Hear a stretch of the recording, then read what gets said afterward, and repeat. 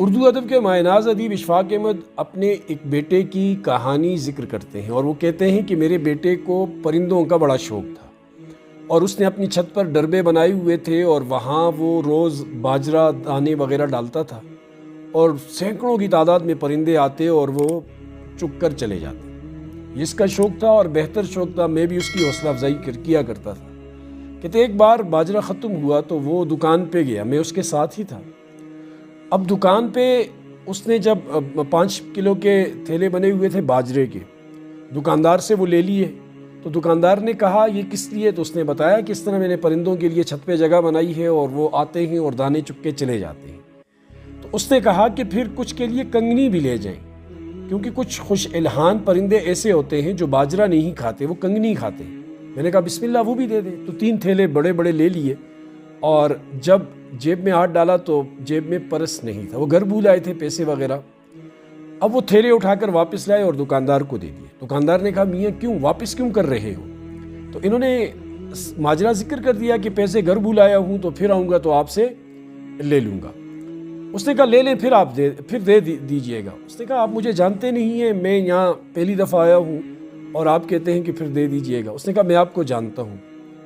تو اس نے کہا کیسے جانتے ہیں؟ اس نے کہا میں آپ کو جانتا ہوں کیونکہ جو بندہ پرندوں کو دانہ ڈالتا ہے وہ بے ایمان نہیں ہو سکتا۔ بڑی قیمتی بات اس نے کہی اس دکاندار نے، واقعی کہ جو بندہ اللہ کی اس مخلوق جس سے کوئی اسے نفع نہ ہو اس کے ساتھ اچھائی کرے بھلائی کرے وہ بے ایمان نہیں ہو سکتا۔ اس کو نبی پاک صلی اللہ علیہ وسلم کے فرامین کی روشنی میں دیکھیں تو آپ نے کیا فرمایا؟ ارحموا من فی الارض یرحمکم من فی السماء، اے لوگوں زمین والوں پر رحم کرو، آسمان والا تم پر رحم کرے گا، اور جو رحم نہیں کرتا اس پر رحم نہیں کیا جائے گا۔ تو اب زمین والوں پر رحم کرو۔ زمین والوں میں انسان بھی آتے ہیں، جانور بھی آتے ہیں، پرندے بھی آتے ہیں، چھوٹے چھوٹے کیڑے مکوڑے بھی آتے ہیں۔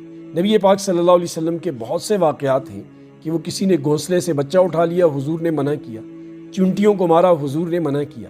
یعنی حضور تو رحمت للعالمین تھے، سارے جہاں کے لیے رحمت۔ اور بنی اسرائیل کی وہ عورت جس کا ذکر حدیث میں ہے کہ ساری زندگی وہ جسم فروشی کرتی رہی، فاحشہ تھی، بدکاری اس کا پیشہ تھا، اس نے کتے کو پانی پلایا اپنے موزے کے اندر، اس پر اللہ پاک نے اسے بخش دیا۔ ایک خارش زدہ کتے کو پانی پلانے پر اس کے سارے گناہ دھل گئے اور اللہ پاک کی ہاں وہ پاک ہو گئے۔ اس کے برعکس دوسری عورت کا تذکرہ ملتا ہے جو نیک تھی، پرہیزگار تھی، عبادت گزار تھی۔ اس نے بلی کو کمرے میں بند کر بلا وجہ اذیت دے کے مار دیا۔ اس کے بارے میں کہا گیا کہ یہ جہنمی ہے۔ یعنی ایک عورت کتے کے پانی پلانے سے جنتی بن گئی اور دوسری نیک عورت ایک بلی کو مارنے کی وجہ سے جہنمی بن گئی۔ یہ پورا خلاصہ بنتا ہے اور یہ نبی پاک صلی اللہ علیہ وسلم کی زندگی ہمارے سامنے ہے کہ حضور علیہ السلام کتنے رحیم، مہربان، شفیق، کریم تھے تمام مخلوقات پر، اور اس مخلوقات کو اللہ نے اپنا کنبہ قرار دیا ہے۔ یہ جو مخلوقات ہے ساری اللہ کا کنبہ ہے، اس کے ساتھ جو بندہ بھلائی کرے گا وہ اللہ کے کنبے کے ساتھ بھلائی کرے گا، اچھائی کرے گا، اور اللہ اس کا بہتر بدلہ دے گا، اور جو اس کے ساتھ برائی کرے گا وہ اس کے ساتھ برائی کا اسے بدلہ دیا جائے گا۔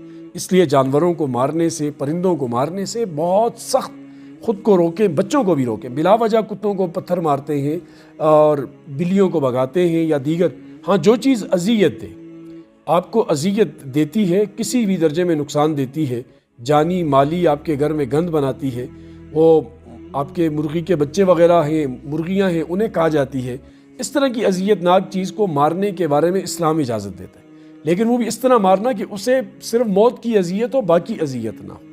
اللہ ہمیں بھی عمل کی توفیق نصیب۔